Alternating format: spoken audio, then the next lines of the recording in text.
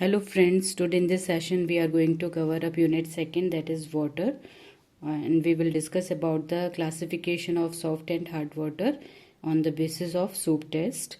और soap test के द्वारा हम पता लगाएंगे कि सॉफ्ट और मृदु जल और कठोर जल कौन कौन से हैं। तो सबसे पहले हमें ये समझना ज़रूरी है कि मृदु जल और कठोर जल क्या होते हैं, तो हम उसे भी कवर अप करेंगे। उसके बाद जल की कठोरता क्या होती है, नेक्स्ट टाइप्स ऑफ हार्डनेस, जल की कठोरता जो है वो कितने प्रकार की होती है, और साथ में लास्ट में हम पढ़ेंगे action of soap on hard water, कि जब अप्लाई किया जाता है साबुन को कठोर जल में तो वहाँ पे क्या क्रियाविधि रहती है, क्या कार्य होता है, उसके बारे में हम डिस्कस करेंगे। तो सबसे पहले जो जल में कठोरता होती है उसमें जब इससे साबुन के साथ इसका उपयोग किया जाता है, अप्लाई किया जाता है, तो वो झाग बनने में बाधा उत्पन्न करता है, झाग बनने से रोक देता है, और जिसके कारण सफाई भी हम प्रॉपरली नहीं कर पाते हैं। जबकि मृदु जल वो जल होता है जब इसे हम साबुन के साथ अप्लाई करते हैं तो ये बहुत अच्छे से झाग देता है और सफाई भी बहुत अच्छी तरीके से करता है। तो कठोर जल में ऐसे कौन से लवण होते हैं जिनके कारण ये सफाई का कार्य अच्छी तरीके से नहीं हो सकता, आज हम उसके बारे में समझेंगे। तो इसे ही हम क्या कहते हैं, हार्डनेस ऑफ वाटर, जल की कठोरता। तो हार्डनेस बेसिकली क्या है, इसके बारे में हमारा समझना जरूरी है। तो हार्डनेस ऑफ वाटर बेसिकली क्या है?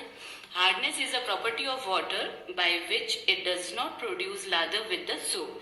साबुन के साथ वो झाग बनने में जो बाधा उत्पन्न करता है उसे ही हम जल की कठोरता कहते हैं।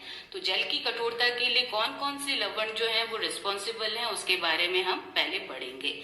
तो कुछ सॉल्ट हैं, जैसे कुछ लवण जैसे आपके कैल्शियम और मैग्नीशियम के bicarbonates, then chlorides, then sulphates of calcium and magnesium.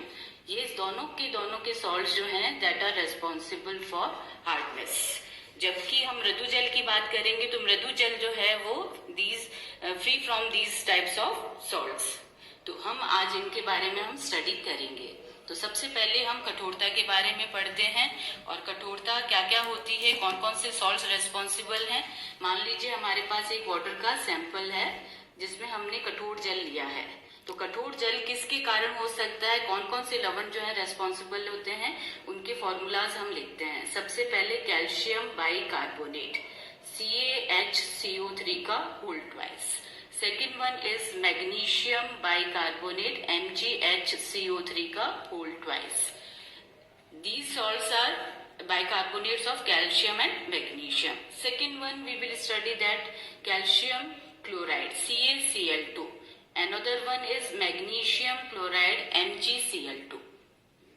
Now third one, the sulfates of calcium and magnesium. Sulfate, calcium sulfate, CaSO4. Then magnesium sulfate, MgSO4. All the salts are responsible for hardness of water. इनमें से कोई भी अगर एक भी salt present है तो हम उस सैंपल को क्या कहेंगे, hard water, hard sample of hard water, ये कठोर जल का सैंपल कहलाएगा। ये जरूरी नहीं है कि सारे के सारे सॉल्ट उसमें उपस्थित हो तभी हम उसको कठोर जल कहेंगे। अगर उनमें से कोई भी एक सॉल्ट उपस्थित है तो वो कठोर जल कहलाता है। अब हम ये जानना चाहेंगे कि कठोर जल साबुन के साथ झाग क्यों नहीं देता है, तो आपको एक रिएक्शन से हम समझाते हैं कि हमारे कौन कौन से आयंस हैं, कैल्शियम और मैग्नीशियम के आयंस।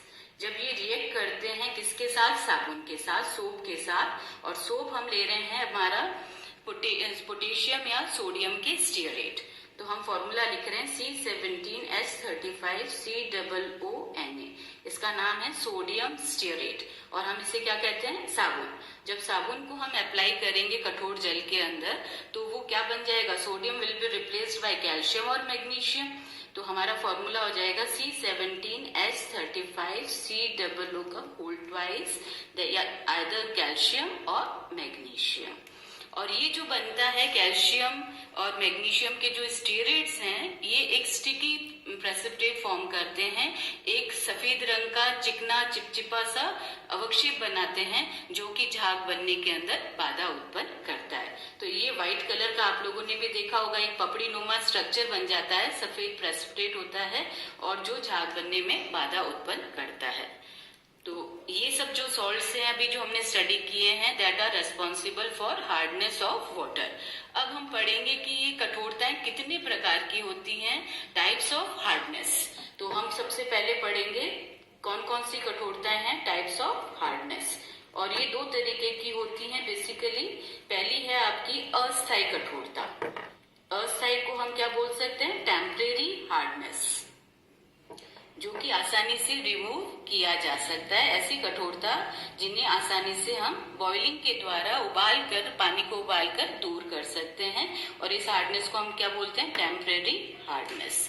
जल की अस्थायी कठोरता वो होती है जिसे हम जनरली बॉईल किया पानी को और उसको आसानी से रिमूव कर सकते हैं, इसे हम अस्थायी कठोरता कहते हैं। और दूसरी जो टाइप है कठोरता का दैट इज स्थायी कठोरता, जिसे आसानी से बॉइलिंग के द्वारा दूर नहीं किया जा सकता, इसे हम बोलते हैं परमानेंट हार्डनेस। स्थायी कठोरता, permanent hardness.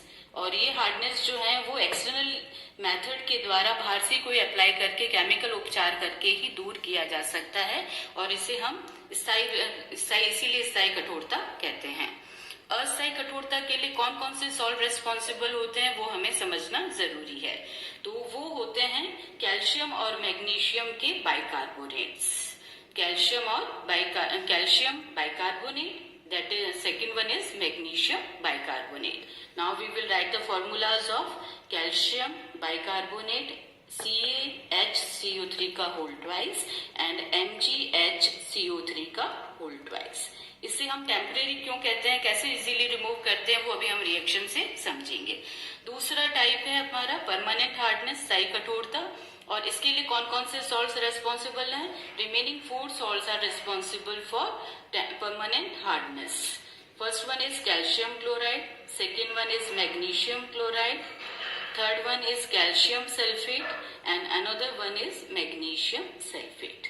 Now this is clear which salts are responsible for temporary hardness, that is जिसको हम कहते हैं अस्थायी कठोरता, और दूसरा है स्थायी कठोरता। तो हम पहले ये